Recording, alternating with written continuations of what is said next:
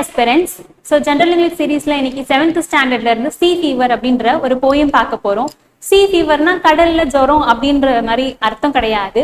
So எங்க author வந்து ஒரு தடவை கடல் பயணம் மேற்கொண்டிருக்காங்க. அங்க என்னென்னலாம் அவர் எக்ஸ்பீரியன்ஸ் பண்ணாங்க, ஸோ திரும்பவும் அந்த கடலுக்கு போகணும் அப்படின்ற அவருடைய ஏக்கத்தை விரிவா ஒரு போயமா நம்மளுக்கு கொடுத்துருக்காங்க. வாங்க பார்க்கலாம். So sea fever, I must go down to the seas again, to the lonely sea and the sky. நான் திரும்பவும் அந்த கடலுக்கு போகணும், அந்த லோன்லியான சீக்கும் அந்த ஸ்கையும் இருக்கிற இடத்துக்கு. ஸோ கடல்ல வந்து பாத்தீங்கன்னா எந்த விதமான ஒரு இரைச்சல் சத்தம் எதுவுமே இல்லாம அமைதியா இருக்கும் பாத்தீங்களா. அங்க அந்த கடலையும் அந்த வானத்தையும் தவிர நம்மளால வேற எதையும் பார்க்க முடியாது. ஸோ அதைதான் இங்க சொல்றாங்க. அந்த தனிமையில இருக்கக்கூடிய கடலுக்கும் அந்த அந்த அந்த ஸ்கையையும் பார்க்கக்கூடிய இடத்துக்கும் நான் போகணும் அப்படின்னு ஆத்தர் சொல்றாங்க. And all I ask is a tall ship and a star to steer hereby. எனக்கு தேவையானதெல்லாம் ஒரு டாலான ஷிப்பும் அண்ட் ஸ்டார் டு ஸ்டேர் ஹெர்பைனா வழிகாட்டுறதுக்கு ஒரு ஸ்டாரும் இருந்தா போதும் அப்படின்னு சொல்றாங்க.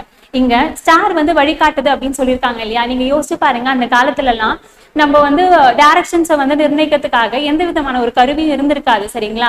அவங்க என்ன பண்ணுவாங்கன்னா நார்த் ஸ்டார், போல் ஸ்டார் அப்படின்னு சொல்லுவோம் இல்லையா, அந்த ஸ்டாரை வச்சுதான் அவங்க டைரக்ஷனை ப்ரெடிக்ட் பண்ணி அவங்களுடைய கடற்பயணத்தை வந்து மேற்கொள்வாங்க, டைரக்ஷனை வந்து ஃபிக்ஸ் பண்ணுவாங்க. ஸோ இங்கதான் அதை தான் இங்க ஆத்தர் சொல்ல வராரு.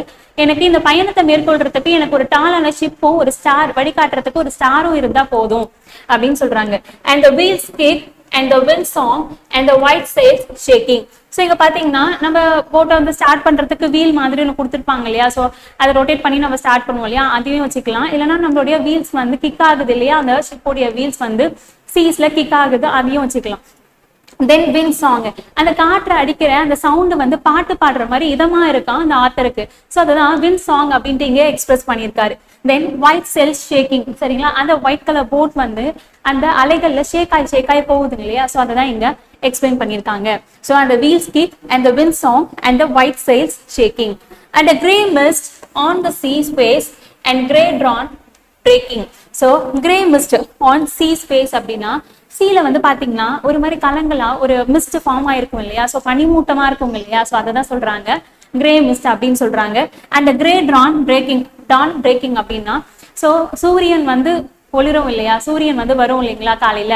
ஸோ அது வரும்பொழுது சூரியனோட வெளிச்சத்துல அந்த மிஸ்ட் எல்லாம் என்ன ஆயிடுதான், கலைஞ்சு போயிட்டு நல்லா பிரைட்டா ஒரு வெளிச்சம் கொடுக்குது இல்லையா. ஸோ அதை தான் சொல்றாங்க.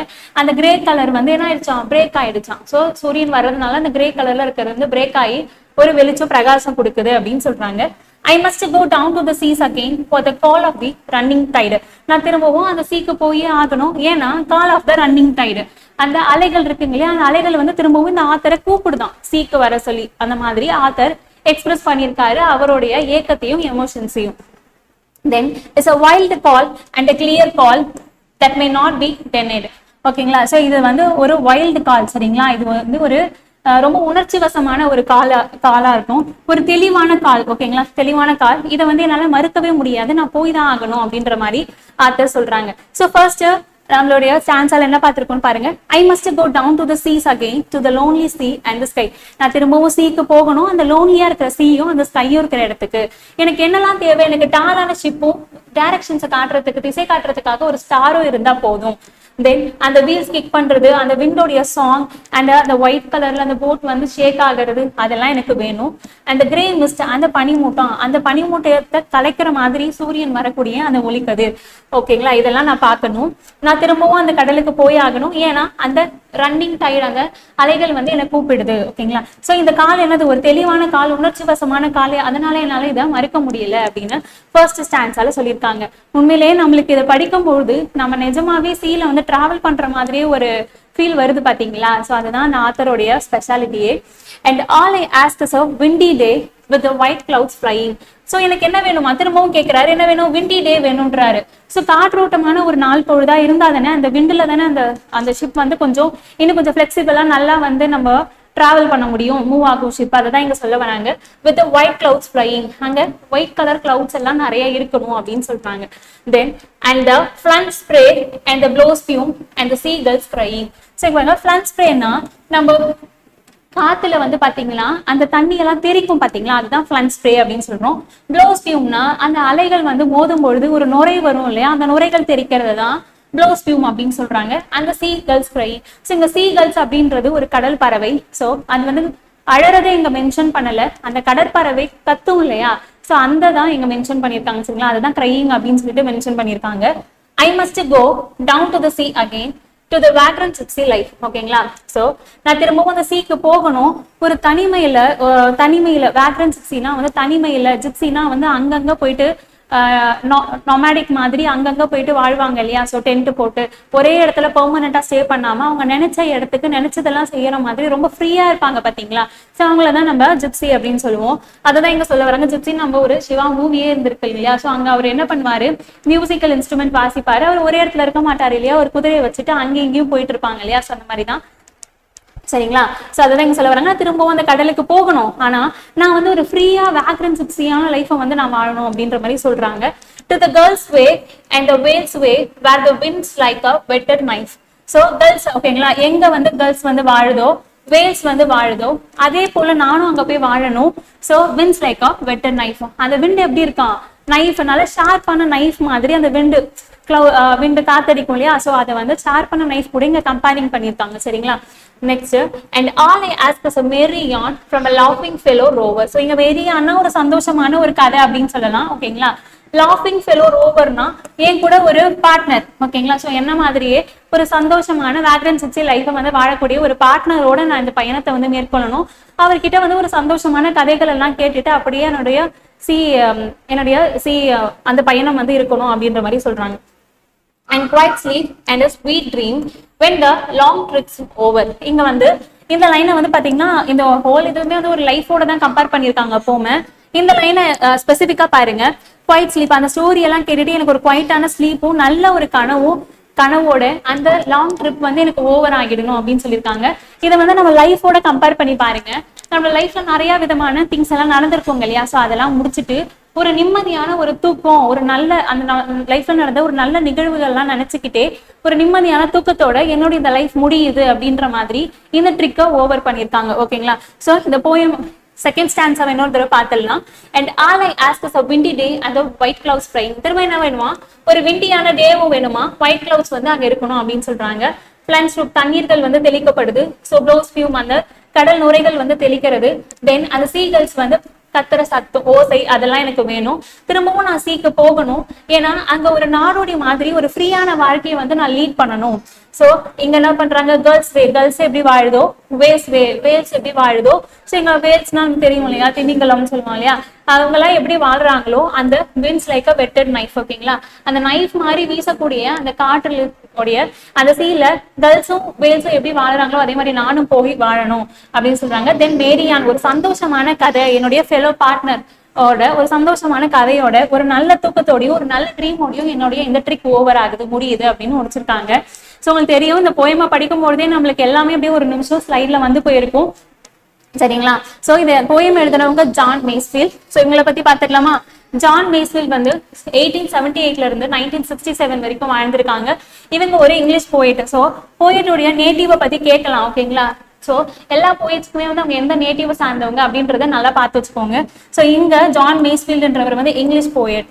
தென் இவர் வந்து poet laureate of United Kingdom 1930 வந்து அப்பாயிண்ட் பண்ணப்பட்டிருக்காங்க. ஓகேங்களா, இது ரொம்ப ரொம்ப முக்கியமான பாயிண்ட். ஓகேங்களா, R1 அவுட்ல கேட்கலாம். இவங்க யாரு, poet laureate of United Kingdom 1930. ஓகேங்களா, சோ கிளாசரி பார்த்துலாம். ஃப்ளன்ச்னா என்னன்னா தூக்கி எறியப்படுறதுதான். தென் ஸ்பியூம் அப்படின்னா சீயோடைய அந்த கடல் நுரை, சீ ஃபோம் அப்படின்னு சொன்னோம் இல்லையா, அதுதான். வேக்ரண்ட் என்ன சொன்னோம், வேண்டரிங், எங்க பார்த்தாலும் சுத்தி தெரிஞ்சுக்கிட்டு இருக்கிறது தான் வேக்ரண்ட். தென் வெட்டட் பாருங்க, ஷார்ப்பா இருக்கிறது தான் வெட்டட் நைஃப் அப்படின்னு பார்த்தோம் இல்லையா. தென் யான்னா என்னது, a long or rambling story especially one that is impossible. So நடந்திருக்காது. ஓகேங்களா, நல்ல ஒரு அட்வென்ச்சரஸான ரொம்ப சுவாரஸ்யமான நடந்திருக்காது கற்பனையான ஸ்டோரிஸ் எல்லாம் பேசிக்கிட்டே சொல்லிட்டே போகணும்னு சொன்னாங்க இல்லையா. ஸோ அவருடைய ஃபெலோ ரோவர் கூட அதுதான். யான்னா என்னதுன்னா இம்பாசிபிளான ஸ்டோரிஸ் அப்படின்னு சொல்றாங்க. தென் ஃபிளரிட்னா ஒரு ரொம்ப கவலைப்படுறது. தென் ரோவர் வேண்டரர், இங்க பார்த்தோம் இல்லையா. ஸோ வேக்ரண்ட்னா வேண்டரிங், தென் ரோவர்னாலும் வேண்டரர். தென் ட்ரிக்னா a period of stay on the ship after the voyage. ஓகேங்களா, சோ அந்த ட்ரிக் தான், அந்த பீரியட் அந்த ஷிப்ல டிராவல் பண்ணிருக்காங்க இல்லையா ஒரு குறிப்பிட்ட டைமுக்கு. சோ அதுதான் இங்க ட்ரிக் அப்படின்னு சொல்றோம். தென் ஸ்டார் டு ஸ்டார்னா the north star is a pole star which tells the sailor where north is and thus they can steer the ship correctly. So north star வந்து north direction எங்க இருக்குன்றத வழிகாட்டும் நம்மளுடைய கடற்பயணத்தை மேற்கொண்டவங்களுக்கு. ஓகேங்களா? So then choose பார்க்கலாமா? the title of the poem sea fever means. Okay, இந்த title எதை பத்தி சொல்லுதுன்றீங்க? the poet's deep wish to be at sea. ஓகேங்களா? poet seaக்கு போகணும்ன்ற அவருடைய ஏக்கத்தை தானே இங்க சொல்றாங்க. ஸோ அதுதான் the poet asked for. poet என்ன கேட்டாரு? fishing net இல்ல, big boat இல்ல, tall ship கேட்டாங்களா? so yes, the poet wants to lead a life at sea like. ஓகேயா? சோ அந்த poet வந்து சீல எந்த மாதிரியான ஒரு வாழ்க்கையை வாழணும்னு ஆசைப்பட்டாரு? ஓகேங்களா? கேர்ள்ஸ் அண்ட் வேல்ஸ், கேர்ள்ஸும் வேல்ஸும் எப்படி வாழுதோ அந்த மாதிரி நானும் சீல இருக்கணும்னு நினைச்சாங்க இல்லையா? ஸோ அதுதான். ஸோ பாருங்க, நெக்ஸ்ட் பாருங்க, I must go down to the sea again, to the lonely sea and the sky. Where does the poet want to go? எங்க போகணும்னு நினைச்சாரு? to go to the sea. seaக்கு தானே திரும்ப போகணும்னு நினைச்சாங்க. ஸோ அதான். and the wheels kick and the wind song and the white sails shaking. what according to the poet are the pleasures of sailing? sailing உடைய பிளஷரா என்னென்ன சொல்றாங்கன்னு பாருங்க. So moment of the ship, அந்த வீல்ஸ் கிக் ஆகுது இல்லையா? So அதுதான் moment of the ship. And sound of the wind, அந்த விண்டோடைய சவுண்ட் வந்து விண்ட் சாங் பாடுற மாதிரி இருக்குன்னு சொல்றாங்க இல்லையா? Then shaking of the white sir, அந்த ஒயிட் கலர் ஷிப் வந்து ஷேக் ஆகி போறது. இதெல்லாம் தான் என்னுடைய பிளஷர்ஸ். என்னுடைய சி அந்த பயணத்துல வந்து இதெல்லாம் ஒரு பிளஷரான ஒரு திங்ஸ் அப்படின்றதுதான் சொல்லியிருக்காங்க. And all I ask is a windy day with the white clouds flying. why does the poet ask for a windy day? எதுக்கு வந்து windy day கேட்டாரு? so because wind helps the ship to sail smoothly and makes the journey enjoyable. so wind காத்தடிச்சாலே நம்மளுக்கு ஒரு புத்துணர்ச்சியா இருக்கும் இல்லையா? so அதுதான் இங்க காத்தடிக்கும் போது ஷிப் ஈஸியா வந்து சேல் பண்ண முடியும். தென் என்ஜாயபிளாகவும் இருக்கும் அந்த journey. And all I ask is a merry yarn from a laughing fellow over. What kind of human company does the poet want? எந்த மாதிரியான human company வந்து கேட்டாரு? fellow rover. The poet wants cheerful and friendly company of the happy fellow sailor. Okay, cheerful ஒரு மாதிரி ஃப்ரெண்ட்லியான ஒரு company தான் கேட்டிருக்காங்க. And quiet sleep and a sweet dream when the long trick's over. What does the poet want to do after his voyage is over? என்ன பண்ணணும்னு நினைச்சாங்க? to have a peaceful sleep and sweet dreams after the voyage. ஓகேங்களா? So பீஸ்ஃபுல்லான ஒரு ஸ்லீப்பும் and sweet ட்ரீம்ஸும் வேணும் அப்படின்னு நினைச்சாங்க இல்லையா? So நம்ம போய் முடிச்சாச்சு. கிளாசரி அண்ட் மீனிங்ஸ் எல்லாம் பார்த்தோம். தென் சில கொஸ்டின் ஆன்சர்ஸும் சால்வ் பண்ணோம். இப்போ வந்து போய்டிக் டிவைசஸ் வந்து பார்க்கலாம். அந்த போயம்ல என்னென்ன போய்டிக் டிவைசஸ் இருக்குன்னு பார்க்கலாம். So sea fever. ஸோ பாருங்க, I must go down to the seas again. So ஒரு ஸ்டான்ஸாலையும் ஸ்டார்டிங் லெட்டர்ஸ் வந்து ரிப்பீட் ஆச்சுன்னா நம்ம என்ன சொல்லுவோம்? அனஃபோரா அப்படின்னு சொல்லுவோம் இல்லையா? ஸோ இங்க பாருங்க, I must go down to the seas again சொல்லிட்டு இந்த போயம் ஃபுல்லாமே வந்து ரிப்பீட் ஆயிருக்கும். ஸோ அது எல்லாமே வந்து அனஃபோராவா நம்ம மார்க் பண்ணியிருப்போம். ஓகேங்களா? ஸோ இங்க இருக்கும் பாருங்க அனஃபோரா. தென் பாருங்க personification, start to stare hereby. So இங்க யார் வந்து வழிகாட்டுவா? பர்சன்ஸ் என்ன வழிகாட்ட முடியும்? இங்க வந்து ஒரு ஸ்டார் வந்து வழிகாட்டுறதா நம்மளுக்கு சொல்லியிருக்காங்க இல்லையா? ஸோ அதனால ஹர் அப்படின்னு சொல்லிட்டு ஒரு பர்சன் மாதிரி அவங்கள ஐடென்டிஃபை பண்ணிருக்கிறதுனால இதை பர்சானிஃபிகேஷன் அப்படின்னு சொல்றோம். தென் பாருங்க அல்லிட்ரேஷன் இருக்கு. எப்போ அல்லிட்ரேஷன் சொல்லுவோம்? ஸோ கான்சனன்ட் லெட்டர்ஸ்ல ஒரே மாதிரியான கான்சனன்ட் லெட்டர்ஸ்ல ஒரு வேர்ட் ஸ்டார்ட் ஆச்சுன்னா, சரி பாருங்க, ஷிப், ஸ்டார் அண்ட் ஸ்டேர் எல்லாமே எஸ்ல ஸ்டார்ட் ஆயிருக்கா? So that is அல்லிட்ரேஷன்.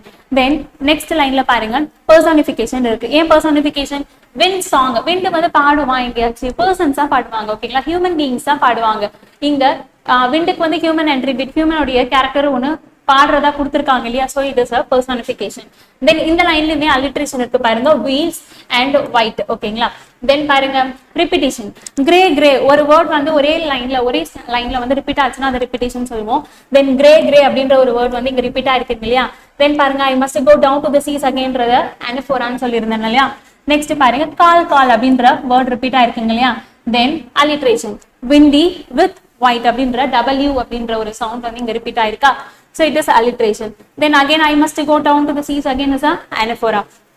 Then girls way, whales way. இங்க பாருங்க, so wetted knife இங்க பார்த்தோம் இல்லையா? so கத்தி மாதிரி இருக்கு wind அப்படின்றத ஒரு இன்டைரக்ட் கம்பாரிசன் கொடுத்திருந்தாங்கன்னா that is metaphor அப்படின்னு சொல்லுவோம். Then alliteration பாருங்க, way and whales is a alliteration. இங்க ரிப்பீட்டேஷனும் இருக்கு, way அப்படின்றத ரிப்பீட்டேஷன் ஆகும் நம்ம எடுத்துக்கலாம். தென் மேரியான் இதை மெட்டாஃபர் அப்படின்னு சொல்றோம். எதனால? இந்த ஒரு மேரியான்ன்றது ஒரு ஹாப்பியான ஸ்டோரி அப்படின்னு சொல்றோமா? ஸோ இந்த ஒரு ஹாப்பியான ஸ்டோரி, கடல் பயணத்துல கேட்கக்கூடிய ஒரு ஹாப்பியான ஸ்டோரியும் நம்மளுடைய லைஃபோடைய கடைசி கட்டத்துல நம்ம வாழ்க்கையில நடந்த ஒரு ஹாப்பியான மூமெண்ட்ஸையும் ரிமெம்பர் பண்றதா இருக்கு அப்படின்றத இங்க இன்டைரக்டா கம்பாரிசன் பண்ணிட்டாங்க. So it is a metaphor. Then பாருங்க long tricks over, the long tricks over is a metaphor. So ஏன் இது வந்து மெட்டாஃபர்னா, லாங் ட்ரிக்ஸ் இந்த கடற்பயணத்தையும் நம்மளுடைய வாழ்க்கை பயணத்தையும் ரெண்டுத்தையும் கம்பேர் பண்ணி இங்க சொல்லியிருக்காங்க. So it's a metaphor. So இந்த போயமும் சரி, போய்டிக் டிவைசஸும் சரி உங்களுக்கு நல்லா புரிஞ்சிருக்கும்னு நினைக்கிறேன். So thank you so much.